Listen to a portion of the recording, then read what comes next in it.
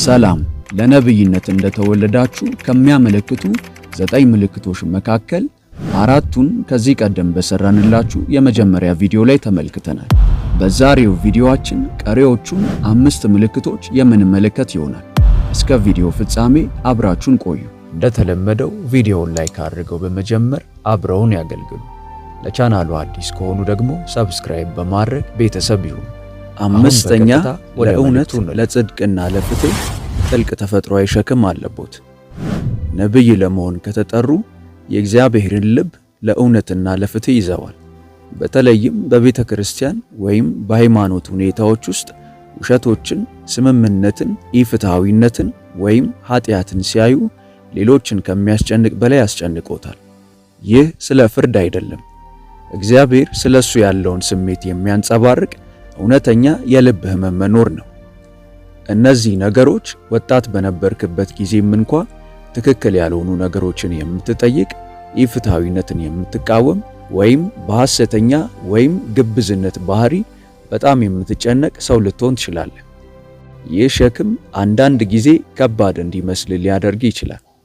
ኤልያስ በአንደኛ ነገሥት ምዕራፍ 18 ላይ የባኦል ነቢያትን በቀርሜሎስ ተራራ ላይ ስለተጋፈጠው ወይም መጥምቁ ዮሐንስ በማርቆስ ምዕራፍ 6 ቁጥር 18 ላይ ንጉሥ ሄሮድስን ስለጠራው አስብ። ትክክል ለሆነው ነገር መቆም ያለበት ውስጣዊ ነገር አለ። ይህ አሉታዊ ወይም ትችት አይደለም፣ ለእግዚአብሔርና ለመንገዶቹ ካለው ጥልቅ ፍቅር የመጣ ነው። የእግዚአብሔር ሕዝብ በንጽህናና በኃይል ሲኖሩ ማየት በእውነት ትፈልጋለህ። ይህ ሸክም ብዙውን ጊዜ የጸሎት ሕይወትህን ይመራል እና እግዚአብሔር እንድታስተላልፉ የሚሰጣችሁን መልእክቶች ይቀርጻል።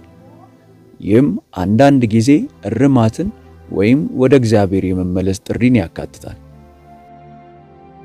ስድስተኛ ዓላማዎችንና መንፈሳዊ ድባብን የመለየት ችሎታ አለ። ነቢይ ለመሆን ከተጠራ ምናልባት ክፍሉን በመንፈስ ማንበብ ትችላለህ። በሰዎች ልብና በመንፈሳዊ አካባቢዎች ውስጥ በትክክል ምን እየተከናወነ እንዳለ የመረዳት ተፈጥሯዊ ችሎታ አለ። ብዙውን ጊዜ በሐሰት ግንባሮች ላይና ከውስጥ ምን እየተከናወነ እንዳለ ማወቅ ትችላለህ። ኢየሱስ ይህን በትክክል አድርጓል። ዮሐንስ ምዕራፍ 2 ከቁጥር 24 እስከ 25 እንዲህ ይላል፣ ነገር ግን ኢየሱስ ሰዎችን ሁሉ ያውቅ ነበር፣ ስለ ሰውም ማንም ሊመሰክር አያስፈልገውም ነበርና አይተማመናቸውም ነበር፣ ራሱ በሰው ያለውን ያውቅ ነበርና። እንደ ኢየሱስ ልብን ማወቅ ባንችልም ነቢያት ብዙውን ጊዜ የዚህ ማስተዋል መጠን የበለጠ አላቸው። አንድን ሰው አግኝተህ ወዲያውኑ መንፈሳቸው ልትፈትሽ ማስጠንቀቂያ ወይም ጥንቃቄ ልታገኝ ትችላለህ። ወይም አንዳንድ ጊዜ ስለ አንድ ሰው ጥልቅ ሰላም ሊሰማ ይችላል። ወደ ክፍል ወይም ወደ ቤተ ክርስቲያን አገልግሎት ገብተህ ወዲያውኑ መንፈሳዊውን ሁኔታ ልትረዳ ትችላለህ። ይህ ስለ መፍረድ አይደለም። ያ ከገጸ ባህሪው የበለጠ ጥልቅ ነው። ኤልያስን ተመልከቱ።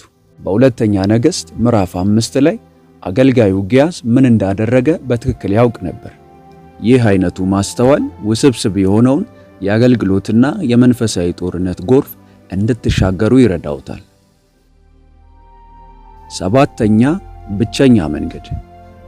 ነቢይ ለመሆን ከተወለዱ መንገዶ ብዙውን ጊዜ ብቸኛ ነው። ከልጅነቶ ጀምሮ ምናልባት በቤተ ክርስቲያን ውስጥ እንኳን እንደማትሰሙት ሆኖ ሊሰማዎት ይችላል። በእግዚአብሔር ላይ ያለዎት ጥልቅ ትኩረት፣ ያልተለመዱ መንፈሳዊ ልምምዶቾ እና በእውነት ላይ ለመደራደር ፈቃደኛ አለመሆኖ አንዳንድ ጊዜ ሌሎች ርቀው እንዲቆዩ ሊያደርጋቸው ይችላል። ኤርምያስም እንዲሁ ተሰምቶታል። በኤርምያስ ምዕራፍ 15 ቁጥር 17 ላይ በዋዘኞችና በደስተኞች ጉባኤ አልተቀመጥኩም፣ ቁጣን ሞልተኸኛልና። ይህ የተገለለ ሰው የመሆን ስሜት እግዚአብሔር ስለተዋ አይደለም፣ ብዙ ጊዜ ስላየ ነው። የነብዩ ጥሪ ከእግዚአብሔር ጋር ጥልቅ ቅርርብን ይጠይቃል እና አንዳንድ ጊዜ ያንን ቅርርብ ለመገንባትና መልእክትህ ሊያሟጥጥ ከሚችል ተጽዕኖ ለመጠበቅ የብቸኝነት ወቅቶችን ይፈጥራል። ማህበረሰብ መኖሩ አስፈላጊ ቢሆንም እንደ ነብይ በመጨረሻም ሰዎች ከሚያስቡት ይልቅ እግዚአብሔር ስለሚያስበው ነገር የበለጠ ማሰብ ያስፈልጎታል። ይህ የተሳሳተ ግንዛቤ የማግኘት ስሜት በተለይ ወጣት እያለ በጣም ሊጎዳ ይችላል። ነገር ግን የመቋቋም አቅምን ይገነባል። እንደ ዋና ሚስጥር በእግዚአብሔር ላይ በጥልቅ እንድትታመን ያደርጋል እና በሕዝብ አስተያየት የማይታለፍ ግልጽ ድምፅ እንድታዳብር ይረዳል። ለእግዚአብሔር ቃል ግልጽ መተላለፊያ እንድትሆን የሚያደርግ የማጥራት ሂደት አካል ነው።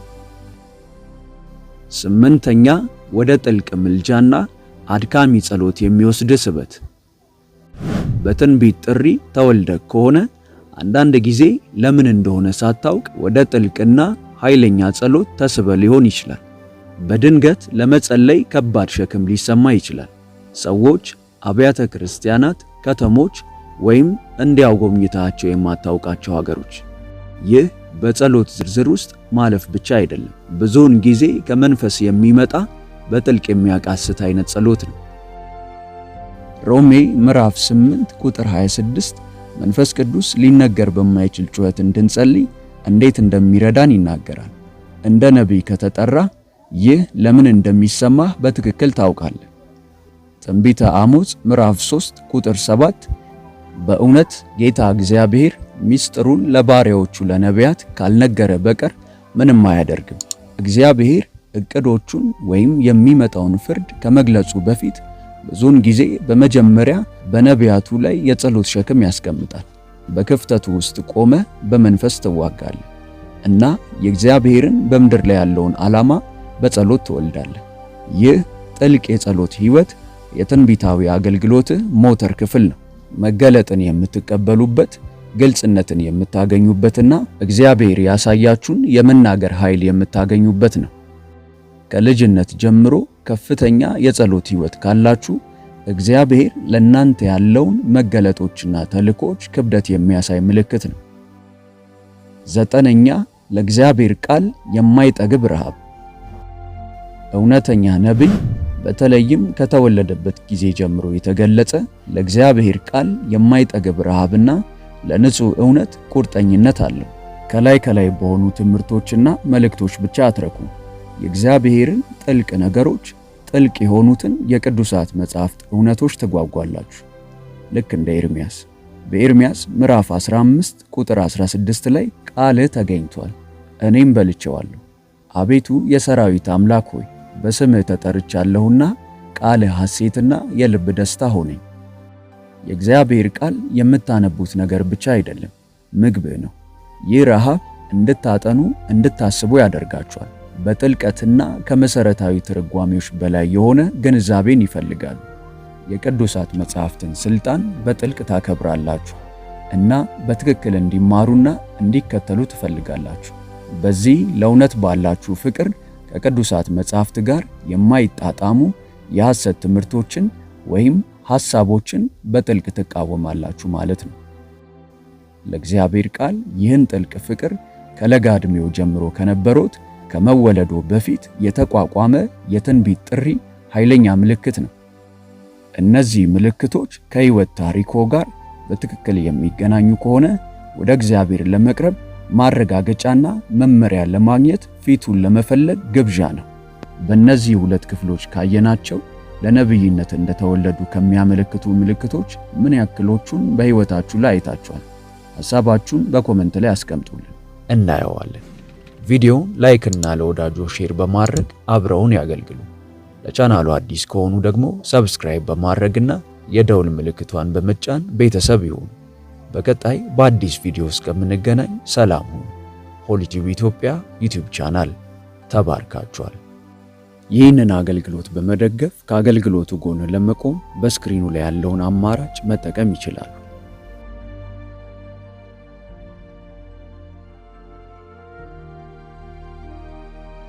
በይበልጥ በመንፈሳዊ ሕይወቶ እጅግ የሚበረቱባቸውና መንፈሳዊ ረሃቡን የሚጨምሩ ትምህርቶች እንዲሁም የጸሎት አገልግሎት በየቀኑ እንዲደርሱ ሰርቫንት መልካሙን ጌታ በማለት የፌስቡክ እንዲሁም የቲክቶክ አካውንታችንን እንዲሁም ሆሊ ቲዩብ ኢትዮጵያ ብለው ሰርች በማድረግ የቴሌግራም ቻናላችንን ይቀላቀሉ። ተባርካችኋል።